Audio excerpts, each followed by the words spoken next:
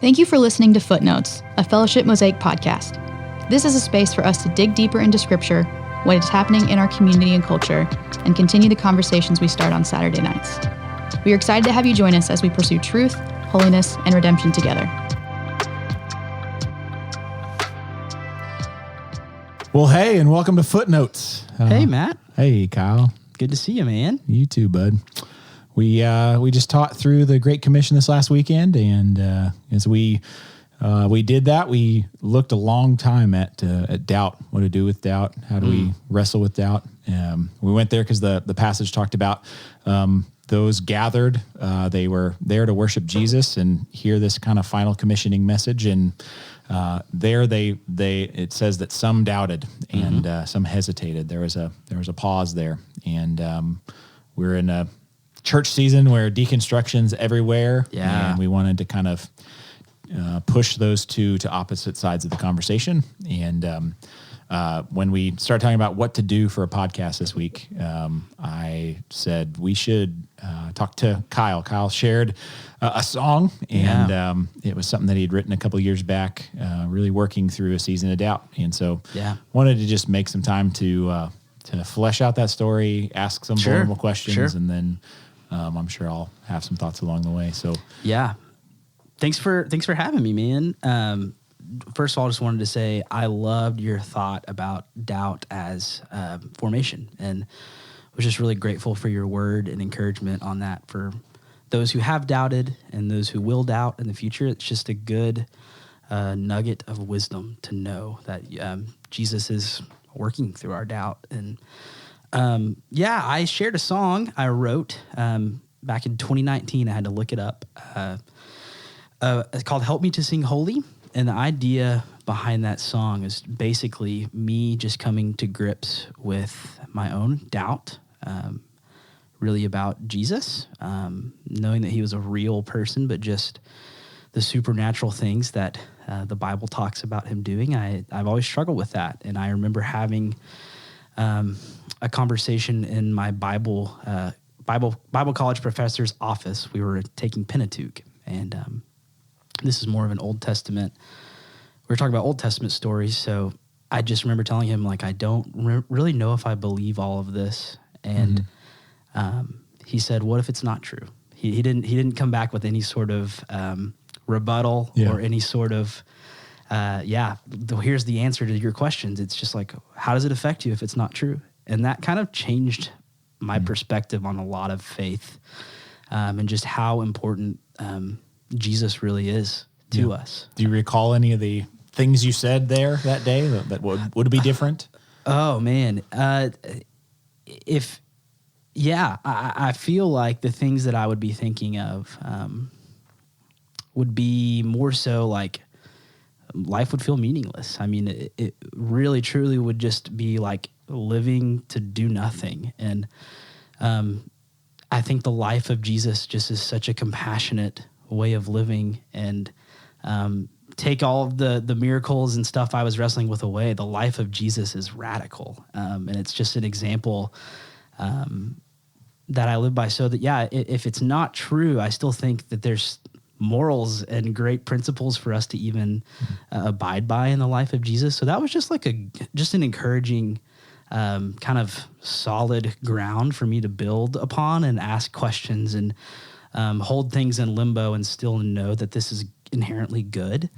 That's just a part of my doubt story. And I wrestle with it. So tying that into Help Me to Sing Holy, that was just, I've always doubted, and it was coming to grips with my own fear of myself as far as trying to be righteous. And I was looking at the passage that I wrote this song about, Psalm 51, and out to the side, I wrote this Hebrew word called mishpat, which is basically knowing where you stand and knowing where I stand in the sense of my place with the Lord and knowing I can't do anything to make myself clean. That's what that song was kind of written out of, was just the angst and the doubt that I had in my own soul. Yeah, that's good. That whole kind of mental exercise of like, how would my life be different if I wasn't a believer? I came from a pretty moral household. We didn't do church really. I've come to say that I was a kind of nominally Catholic. It was Lent, and we would not eat meat, and I'd give up Chinese food and chicken wings because those are the two best things on the planet. Man, that's tough. And but that was the kind of the whole of my experience, and it from that time. I mean, that was up until I was in sophomore in high school, and now it's been 22 years since I came to fellowship and came to faith, and kind of in that FSM culture and window, and so I'm 20 years on it now, and have walked down that path of question marks of like what, and it's easy from where I sit today to not realize how different my life has become and how much the Lord's kind of led me. Yeah. But when I really slow down and start going like, oh, I wouldn't do this, and I wouldn't be around these people, and I wouldn't, obviously as a pastor, my occupation would be different fundamentally, totally. But even other things, just the communities of people that I've tied myself to, the means by which I express those things in my world, I just was like, I think our life would be fundamentally different. 100%. And that was an appropriately humbling, like, okay, the Lord's really been with me and really changed me, and he's not scared of my questions. Yeah. In college, a professor of mine taught a class on death and dying, and he a quote that has stuck with me is apparently the title of a play, and I'm going to butcher it, but it's something like "Your arm's too short to fight with God."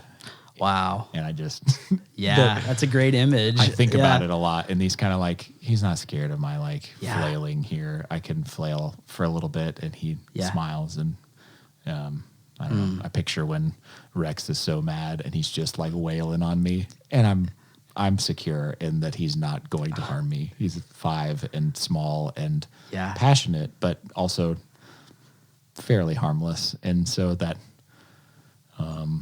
I need that sometimes to kind of be put back into a space of like, I'm small and that's okay. And I need to be small in the hands of the trusted Father. So, so thinking about the song, you said Psalm 50? Psalm 51. 51. Yeah. Were you studying that at the time, or what put you onto that? A mentor of mine, I had been processing some of my doubt with, and I've got my Bible here, and I just kind of thought it'd be fun to read it because I even, like I said, I took some notes in the margins that I just, it's interesting to read back. And I found the original voice memo too, which was just fun. Just like you can hear kind of the posture of my heart and the voice memo. But I'll just read Psalm 51. And this is from the Holman Christian Standard Bible, just a translation that I enjoy reading a lot. It's Psalm 51, a prayer for restoration. Be gracious to me, God, according to your faithful love, according to your abundant compassion. Blot out my rebellion, wash away my guilt, and cleanse me from my sin. For I am conscious of my rebellion. And I highlighted that and wrote in the margins, I feel this. And my sin is always before me. Against you and you alone I've sinned and done evil in your sight, and you are right when you pass your sentence. You're blameless when you judge, and indeed I was guilty when I was born. I was sinful when my mother conceived me. And the psalm goes on, but towards the end, we talk about his mercy, and then this is where the turn happened kind of in my mentorship relationship. He was a worship leader as well, and he said, Kyle, you know that this is like the posture of a worshiper, right? Like this broken spirit. And in verse 17, it says, the sacrifice pleasing to God is a broken spirit. God you will not despise, a broken and humbled heart. So I felt like that's what a lot of the years of doubt and questioning have done to me, of just kind of that posture, even you mentioned with Rex, and like your arms are too short to fight God, where I'm like, let me at him. And it's just kind of humbling of you can't.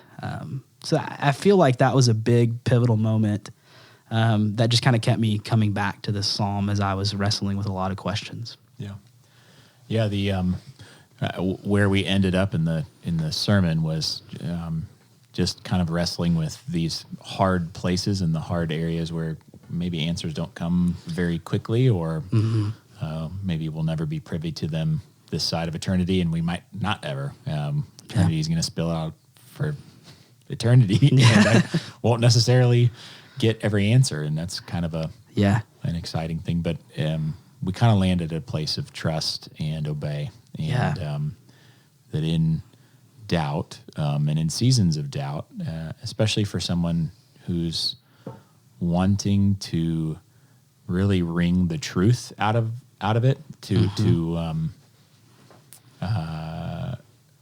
I'm just comforted by the number of stories. I'm sitting here kind of struggling for words, but I'm thinking about the number of phrases we have, like fleecing God, like it comes out of a story of like literally putting God to a test. Yes. And that's not a thing to celebrate necessarily, but I think I feel tied to the human experience in a deeply incarnated way. Of 100%. It's time and again, the nation is named in a moment of doubtful struggle, wrestling against the literal God. And so there's just this. I feel comforted when I know that I'm part of the broad human experience. Yes. A note that I had written earlier that I've just been drawn to, and I've been drawn to it my whole life, but I'm just now kind of putting the words to it at this part of my life, is just truth telling. And I feel like when I think about those types of moments you're describing, it's people who are able to tell the truth and not be ashamed of the truth because they trust God enough to handle it.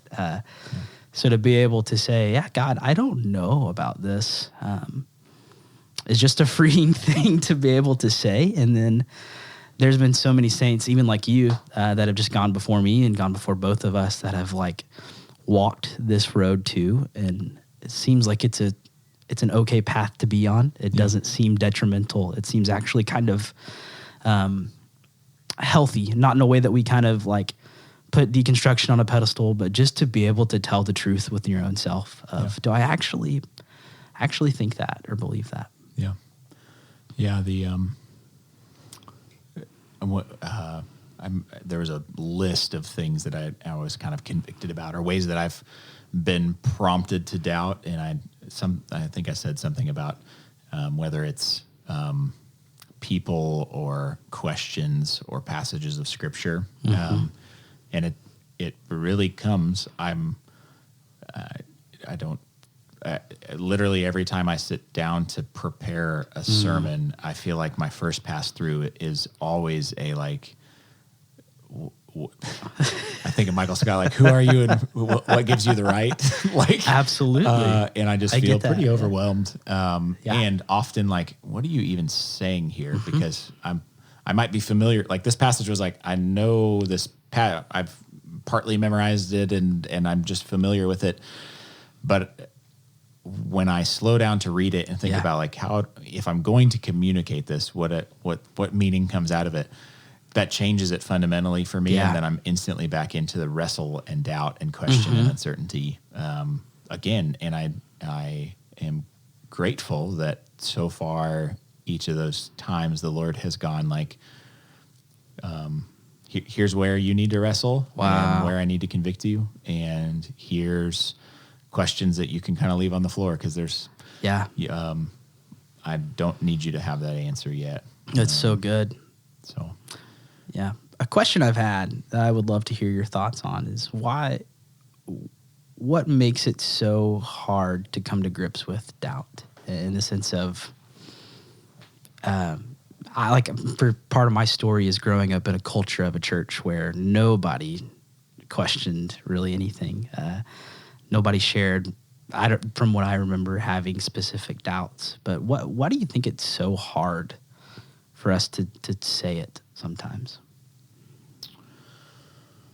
Not to represent, I don't know that I can speak on the whole of humanity, but a week ago I was sitting in small group and they said, "Hey, I know you went to seminary. Am I saying this name of God right?"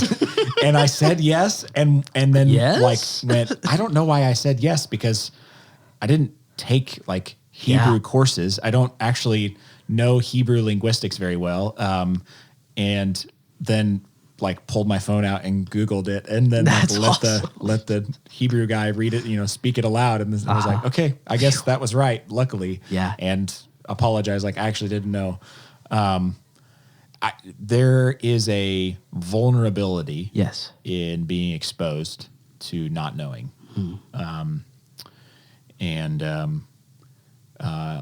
What has made me more comfortable in all of this was learning about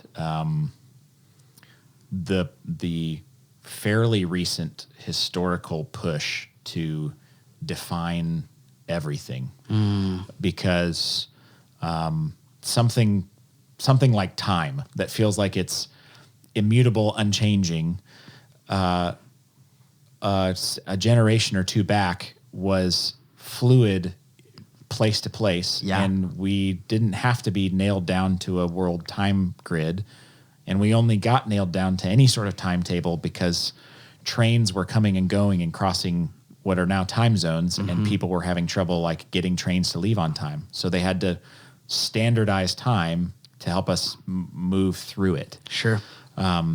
So there are those kind of things where I just go like, the things that I think I know that I know, even experiments in time where they'll take two synced clocks and they'll fly one supersonic around the world and land and compare the two clocks, and the times no longer are in sync because time is relative. Yeah. So as I try to ponder those things, those are the places where I'm like, sure, we know that we know that we know, but in most of the questions or most of the arguments, even against my faith, things like the origin of species, when I consider the illogical leap that has to be made there, like, sure, I can have some questionable space for debate in like speciation or in like kind of, I could have a conversation about evolution, but if I take it all the way back to the beginning, you have life beginning out of nothing. And that's something that even their best postulations are like a thermal vent in the bottom of the ocean at a certain temperature could possibly. And so I just go like, you are putting about as much faith in this understanding that you're wrestling for. We're both doing faith in different ways. And I don't think science is wrong. I think there's a lot of really good things in science. And it has been helpful in some of my skepticism to wonder what the scientific studies, which are many of them rooted in attempts to understand God's creation by believers, and those have now grown past that or out of that. But so when I think of doubt, it feels I can sit here today and say I feel a confidence that I have not always felt and probably won't always feel. Yeah, I feel it's not a sureness, but it's a security. That's really good. So it's back to like, I don't know that I know that I know, but I also no longer believe that that some of the things I don't know are actually knowable, and some of the things that people say are knowable are as known as they claim. Yeah. Maybe it's just the older I get, the more I realize that there's a lot of people doing the best they can to make sense of what they have in all fields. Absolutely. And there's a lot of brothers and sisters in the faith that believe a variety of things, and there's really only a handful of doctrines that would let me fight them and say like, no, this is one that we can't agree on, or we must agree on, and you can't disagree with me on. My pool of those has shrunk. The more I've gone to school and been seminary trained and all that, that's the smallest the pool's ever been is today. And it might get smaller as I continue to get older. So there's we live in a culture that demands a lot of answers, and there's so much of faith that is just unanswerable besides, well, I believe in the work of the Holy Spirit in our lives, and that Christ is reigning, and it's just, it's hard to put that on paper and like prove it. And I think there's a real assuredness that like you just kind of shared about that's really beautiful to see, and a lot of people kind of living that step ahead of me. That it seems like it only gets a little bit more just kind of like, Jesus is good, and I really want to know that I know that I know, and what I know right now is really good. Yeah. So in the singing of the song, kind of to circle back there, Help Me to Sing Holy. You recorded it 3 years ago. Yeah. Had you taken it off the shelf since then? No, I hadn't. So that was the first time I had really pulled it off the shelf since we did a video recording of it for fellowship worship. Yeah. And what was that experience like? Like time travel, probably. Definitely like time travel. It's strange. In the way that I'm wired, and back to the truth telling point, the way that I feel most comfortable telling the truth is usually through writing, and it doesn't have to be songwriting, but just to sit with my thoughts and write something down, cross it out, and say, no, that's not it, until I get there. So this song was one of those finished, vulnerable things that just very vulnerable to share. And it immediately, kind of last week, I was just kind of in a weird headspace where I was just like, man, this was like a while ago, and I feel like I've grown spiritually a lot from this, but it's still reality for me too, in the sense that I experience it. So yeah, it's a wonky feeling to sing a song where you know you're in a different place now.